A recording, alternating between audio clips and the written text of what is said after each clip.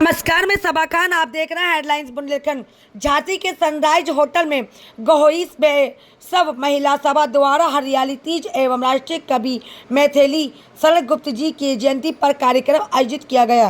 कार्यक्रम की अध्यक्षता महिला सभा की क्षेत्रीय अध्यक्ष श्रीमती प्रभा सर्वागी ने की।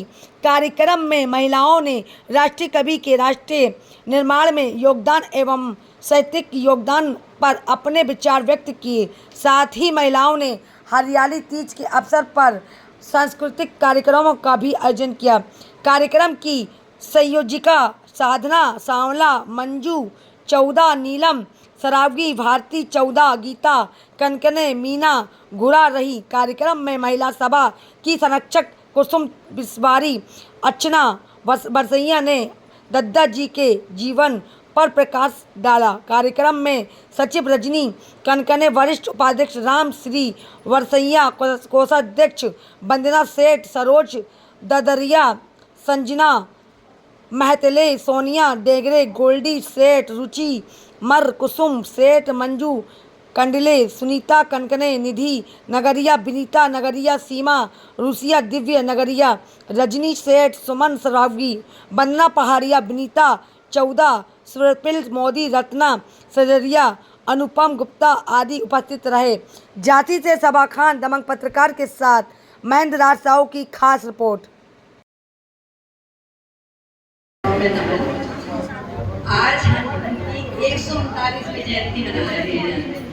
अबला जीवन हाय तुम्हारी यही कहानी, आंचल में है दूध और आंखों में पानी। ऐसे नारी के विचार व्यक्त करने वाले दत्ता जी का जन्म 3 अगस्त 1886 को चिरगांव के प्रतिष्ठित कनकने परिवार में हुआ था। इनके पिता श्री रामचरण जी कनकने एक बहुत अच्छे कवि थे। इनकी रचनाएं ब्रज भाषा में कनक लता नाम से लिखी गई थी। वह न केवल दत्ता जी हिंदी कविता के, क्योंकि एक एक करके उनके बच्चे काल कवलित हो जाते थे, जबकि उनकी 3 शादियां हुई थी। पहले तो 2 शादियां हो गई थी, फिर ये तीसरी वो काल कवलित हो गई, फिर तीसरी शादी इनके हम लोग जिया कहते। और उनके भी जब बच्चे काल कवलित हो गए तो उन्होंने द्वापर की रचना की और द्वापर की रचना को अपनी पत्नी को समर्पित किया ये पंक्तियां कह के। कर्म विपाक कंस की मारी, दीन देव की सी चिरकाल, हे अबोध अंताप अमर यही माई का लाल।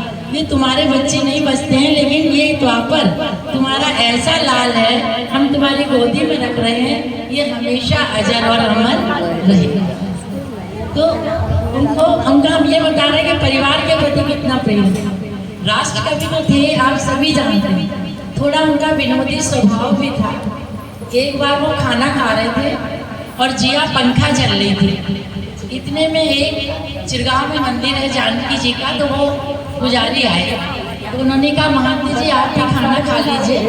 जब उन्होंने मना किया तो वो बोले, मच्छर महंत एक स्वभाव, पंखा जलत पास नहीं आऊ। क्योंकि वो खाना खा रहे थे और जिया पंखा जल रही थी। तो उनका विनोद भी, जो उनके आसपास रहने वाले लोग थे, उनको पता था कि वो कितने विनोदी स्वभाव के। क्योंकि वो उनका घर बकरी कहलाता है और बहुत बड़ा बाहर अहाता है, वहाँ एक तखत पड़ा रहता था, उस पर वो लिखते थे। और जब शाम को बच्चे शैतानी करते थे तो उनको डांट के साथ चपत भी लगा दिया करते थे। गुप्त जी की जो प्रसिद्ध कृतियाँ आप सभी जानते हो, बताइए कौन सी प्रसिद्ध उनकी है, बताइए। सर्ववार कर दे, जो नहला दे मित्र वही है, प्रिय वियोग संतप्त चित्त का जो बहला दे मित्र वही है, अश्रु बूंद की एक झलक से जो दहला दे मित्र वही है। सभी को हरियाली तीज की बहुत बहुत शुभकामनाएं। Happy friendship day. मैं सरिता गुप्ता आपके सामने एक छोटा सा नृत्य प्रस्तुत करती हूँ, जो क्षमा करना।